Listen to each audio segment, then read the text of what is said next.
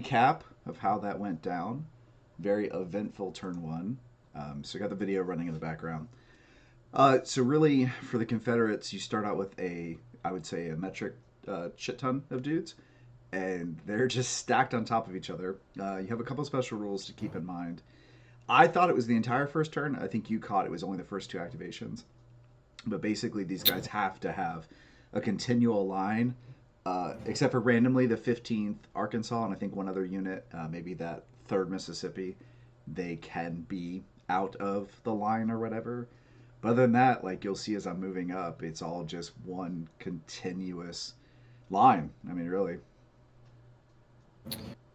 Yeah, and it's funny on the Union side, staring at this. So we're doing the full historical scenarios. This is the first day, and it could possibly go to a second day. And historically, the Confederates surprised the Union by appearing at Pittsburgh Landing. The Union thinking that they would be situated offensively to be pushing down to Corinth. Well, surprise, Johnston shows up here, and they model this in the scenario by having the Union units be unalerted in camp as they were historically, except for Peabody's detachment of skirmishers who belong to Prentice's division.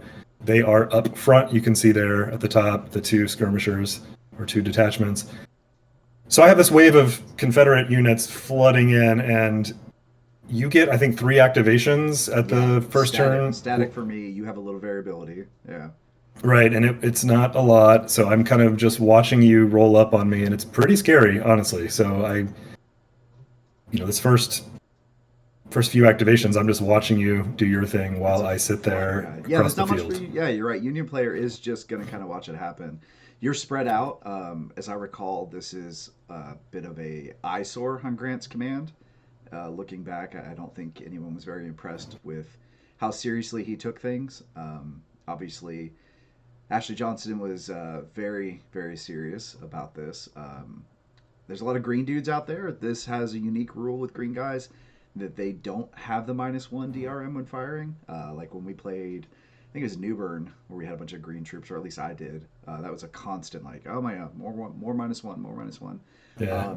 And I like what the developers did to set a little hard on the Union. You have a bunch of unfavorable DRMs for your UDDs, blanking on other stuff. But basically, like, again, to echo your comment, to try to simulate the position that the Union starts out on the back foot, you do have some stuff that just kind of constantly is a little thorn in your side. Yep. So we're going to get close up here. You got your skirmishers in Say's Cotton Field.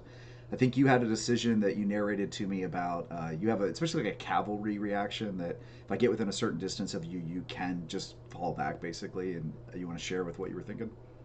Yeah, so the detachments, they have that kind of skirmisher style reaction move, like move in reaction like cavalry would have in the series rules. I decided to sit there. You obviously grossly outnumber me, but by leaving the detachments there, you are stuck in advance orders. You can't get in attack orders initially, I think by special rule. Right. So I can keep you from getting adjacent to me at least. You can fire on me, and I think you do at some point through the woods. Shot to no effect. Classic. Right.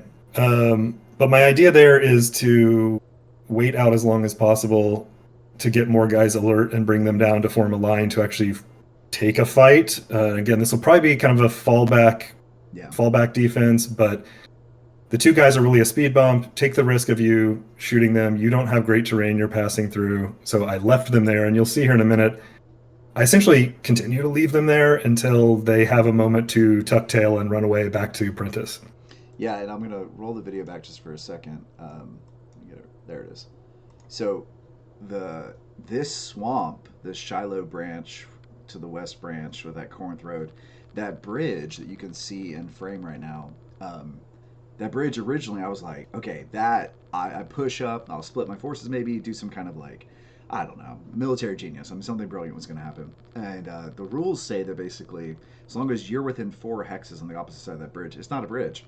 And those swamps are brutal. I know you shared with me that in the real battle, they absolutely pushed through those swamps, which, as the rules is written in the game, is terrifying to think about.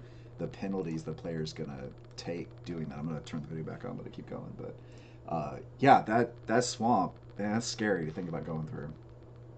Yeah, and Sherman's division up there is not alert yet. So again, this first turn is pretty static for the Union, but it is interesting to watch the decision you're making.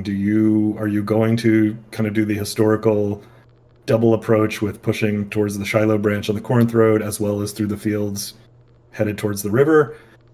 Or are you going to just hammer towards the river and go on the easier terrain? And I think we're going to see you might change your mind halfway through this because, yeah, that swamp is bad. And I'll be curious if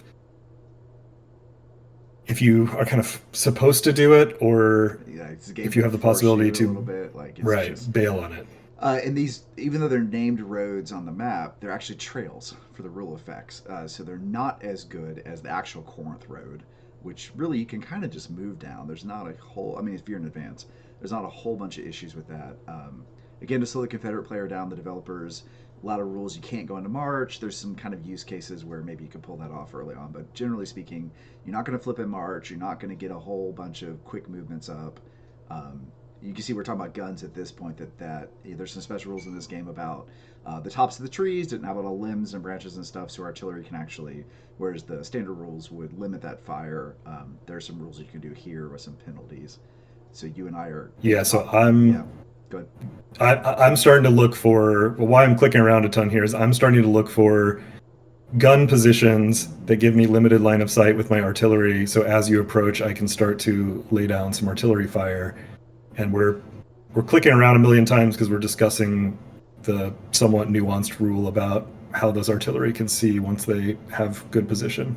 Yeah, because if you're looking at my dudes, they're pretty much all mass targets.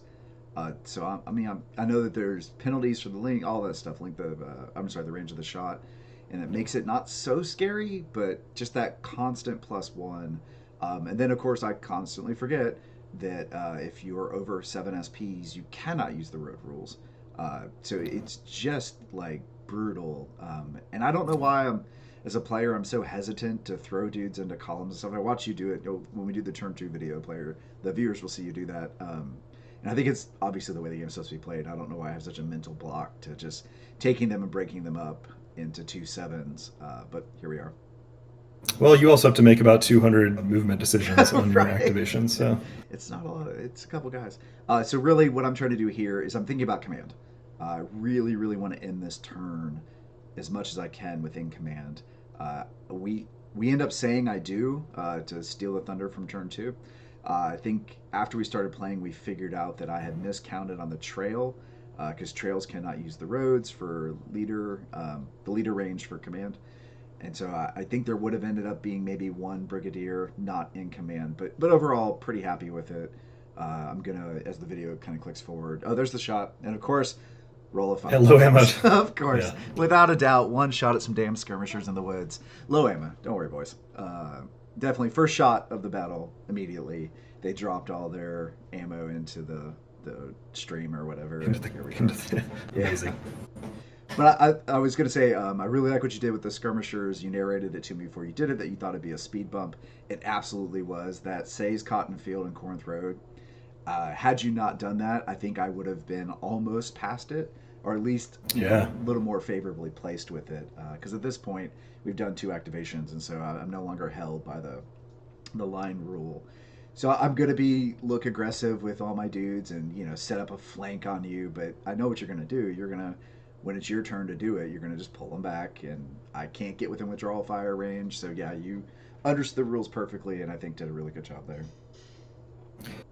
As I was watching you do this too, I mean that flank is a little bit scary but again, I'm going to run away, obviously. But I was pleased to see how slow your artillery is. They did not position you with your artillery up front and in position. So really, this whole turn, you can see there, even if you're going on that trail, you're just miles away from having effective artillery, which is some consolation given that you have, I don't know, 40,000 guys so moving guys, on me. so And I have nobody active except for currently Prentice. And you can see he's over on the far right. That's my only Actually, I think this first turn it may just be Peabody. That he It might is be the just only Peabody. one Yeah. that's Yeah, right. because we wanted to move Prentice to try to. I think you had a command thing that we were worried Right. about, and he does not move for this first turn. So yeah, you're not wrong. I'm really curious, because the force composition isn't that far off in totality, and then with Buell coming in eventually, it's obviously very Union favored. But you're so spread out, and I am absolutely. I'm together, right? Like I have a very condensed force. Yeah, I think we'll see what happened historically too is that the alert will spread through the camps and we will end up meeting near the Hornet's Nest in the Sunken Road area, Yeah, I think which is so. kind of in the middle of the map. And we will have two huge lines going east to west, west to east, whatever, There's from the river all the Cheatham's. way to the creek. Yeah, I totally agree with you. There's Cheatham's MS and Alabama cavalry. So this is again really interesting as a Confederate player. Lots of cavalry, big SP numbers in the woods. You're just like, okay, push through, try to get on the And ridges. we haven't encountered it yet, but there is a special rule that the cavalry need to stay within That's right. 4 hexes, I think, of an infantry unit Right. or their command or something. So Yeah. they can't run up and cause havoc independently, which is good. Yeah. Yeah. Absolutely. So it's a lot of guys with a lot of rules that keep you from just steamrolling the other player, which is appropriate. I mean, totally. I do think the developers did a really solid job. I wanted to call out counting 1.5s. I never felt so stupid in my life, constantly counting 1.5s. I don't know why that's any Yeah, more 1.5 to difficult move than through the counting ones woods. and twos, but here we are. When you watch the long form video, you can laugh at me going 1.5, 3, 4.5. It's just embarrassing. Counting, it's hard. Who knew? Yeah, Yes. this Confederate movement, I would be curious. I don't think it would be fun. I think the way like you're doing it is, give it enough thought to just keep moving, and it's probably realistic to be like these are green troops under relatively green commanders, Right. and in some cases at least the lower level ones. Um, this is not particularly efficient movement. You could probably be a couple hexes ahead if you like mathed out every single little path you would need to take and stuff. And I'd be curious if it matters at all. I think it would be dreadful to watch your opponent spend 4 hours Just trying to counting hexes. precisely move. Yeah. Oh, if Right. I did this, yeah, and there's stacking limitations too that the game has that also precludes too much. And then the terrain. The terrain is Yeah. just not advantageous.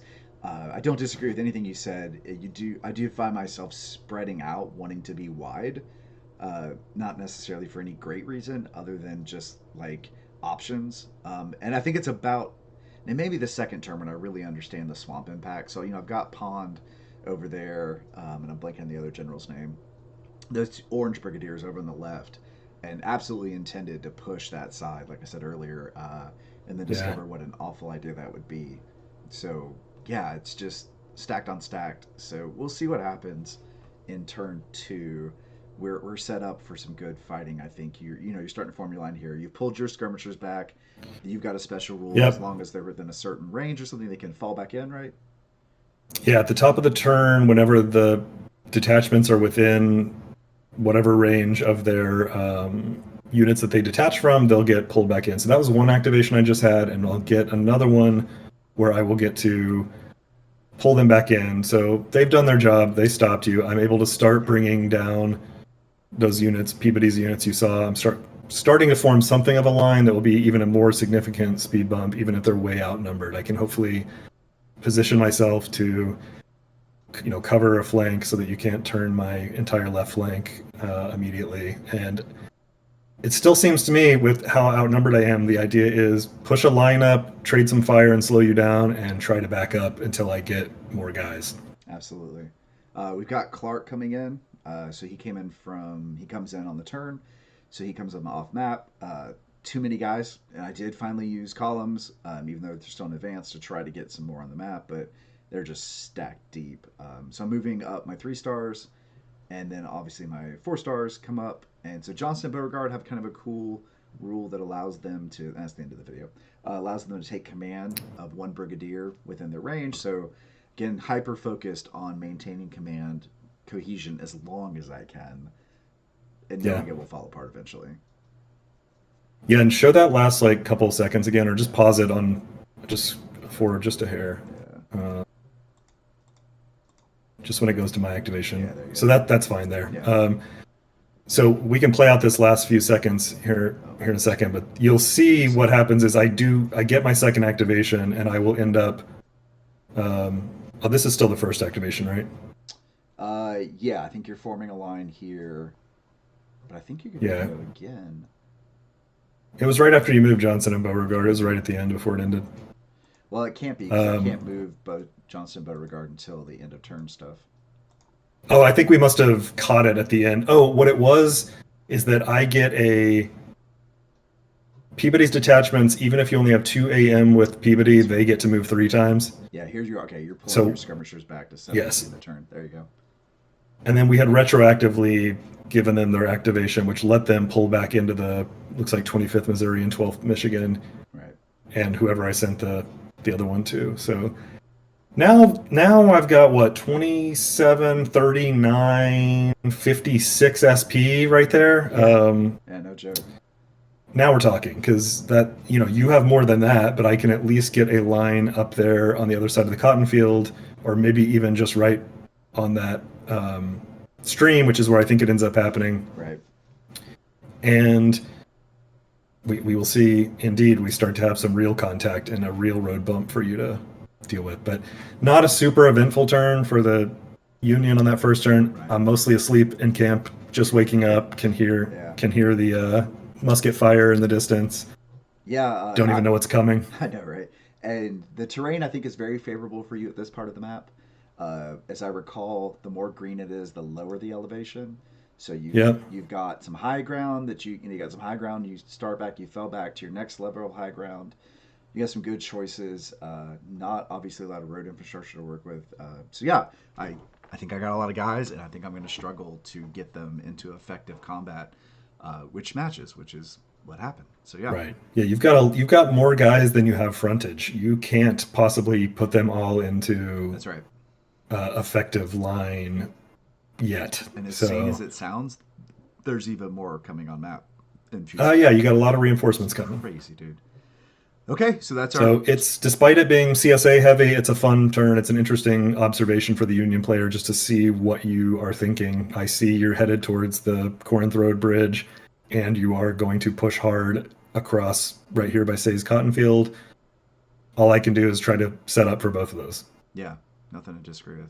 GBACW I think shines a little bit with its randomness. This first turn doesn't feel super random. I think it's obviously stacked to make the CSA player move a bunch. So that's a different style for this game, but I still enjoyed it. I like your comment that it's interesting, and you're set up really to react. So whichever you're gonna see what I'm doing. It's not gonna be like, oh, what's he gonna do? Like, yeah, okay, he's pushing Right. that way.